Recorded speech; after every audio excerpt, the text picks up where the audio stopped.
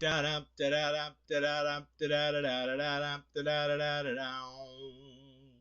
What does that even mean, Bowers Game Corner?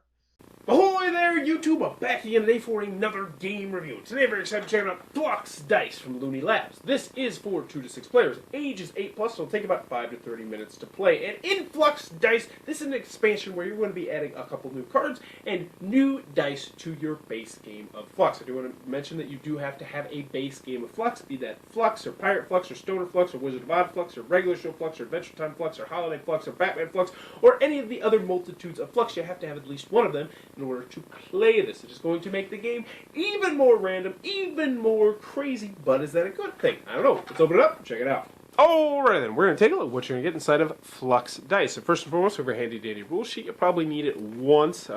It's very simple, and this is a very simple expansion to add to any version of Fluxx. So first, let's get to the stars of the show, which are, of course, the dice. You have the draw die and the play die. Draw die is going to have draw 1, 2, 3, 4, 5, or 6.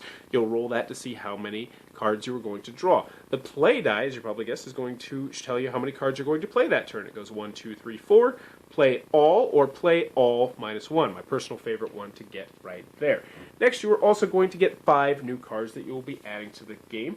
And we'll go over those real quick. We'll go over these 3 first because you're just going to add these into any version of Fluxx that you're playing with. They're very easy to add. The first one is a Creeper, and I like this card because it's a roaming Creeper. It does penalize you pretty bad, though. So you're going to roll the draw die. You don't get to roll the play die, and you're always going to play 1 instead of playing, say, 4, 5, play all, play whatever. So that is a real hindrance, but the thing is, as soon as someone else gets doubles, this is going to go to them. And I do kind of like, so this might be roaming around the board, kind of a unique thing right there. Next, we have this action, which I like because it's so crazy random. That is the roll for an action. You're going to roll the die and take the following action. Now, all the actions are pretty useful.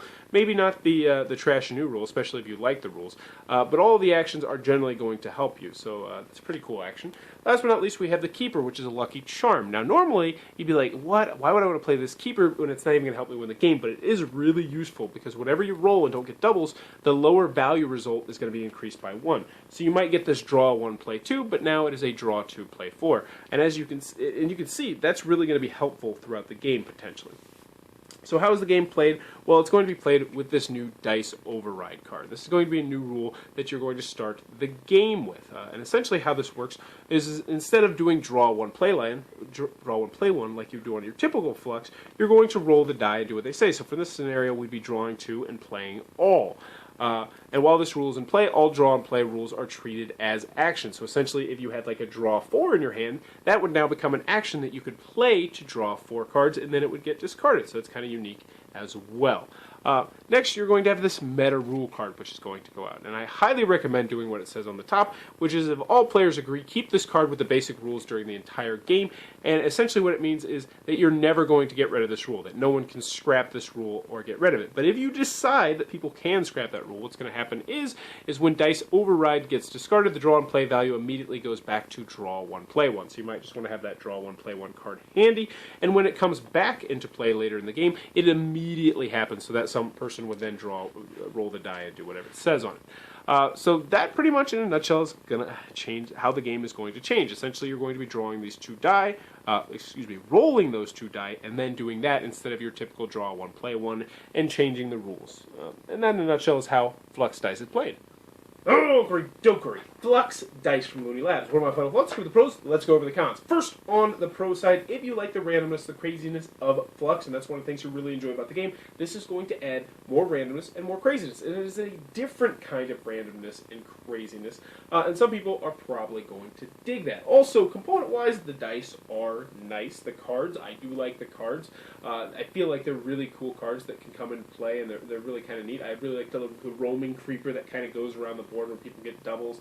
I like the roll for it card, which you don't exactly know what it's going to do until you roll the dice, and I feel like those are nice additions to the game of Fluxx. The last thing I really like about this is that it fits into your base game of Fluxx. You can fit those cards and the rule sheet and the 2 dice into any of the base games of Fluxx, which means you don't have to carry around 2 boxes when you want to play Fluxx. So that is nice as well.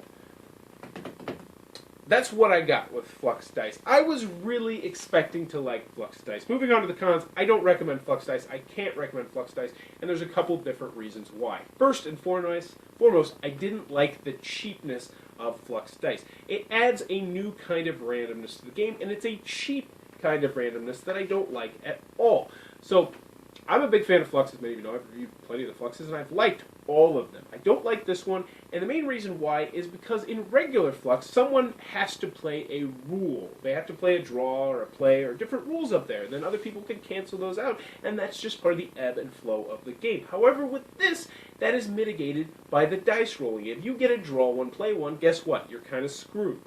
Because you might do that on first turn, and you might draw one card and play one card, and your turn is over. But the next guy might get a draw 5, play 4, or something like that, and that really kind of sets you back at a big disadvantage.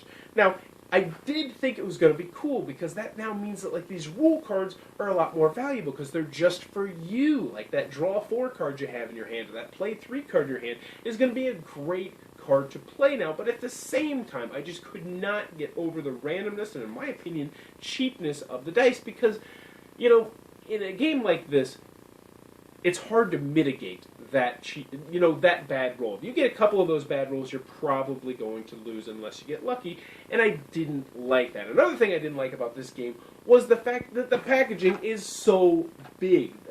This is $15. This is $15, I believe that's the cost that you're going to be spending, for 2 dice and 5 cards. That's a little bit ridiculous to me, even though the dice are nice and I like the cards, but $15, and I gotta blame that mostly on this packaging. This is the same size box as a regular version of Fluxx, and that's ridiculous.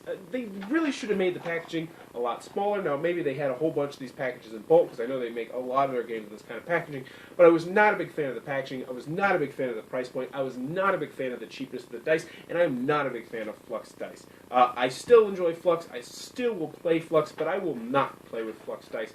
Do not check this, check it out. I recommend checking it out. This is a try before you buy kind of thing, but me personally, I'm not a fan of it. I'm not recommending it. That is Fluxx Dice from Looney Labs, one that I think you should probably take a pass on. If you enjoyed this review, please be sure to click on the subscribe button down below, and in the comments below, let me know what is the most awkward conversation that you have ever had.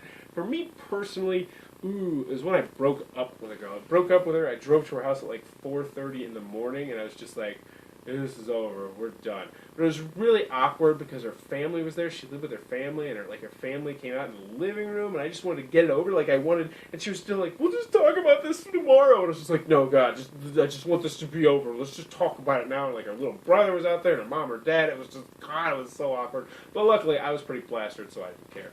But I imagine for them, it was pretty awkward. Let me know in the comments below, what is your most awkward conversation that you ever had? And as always, thanks for your time, YouTube. That was a review for Fluxx Dice. For more reviews and previews, check back at Bauer's Game Corner.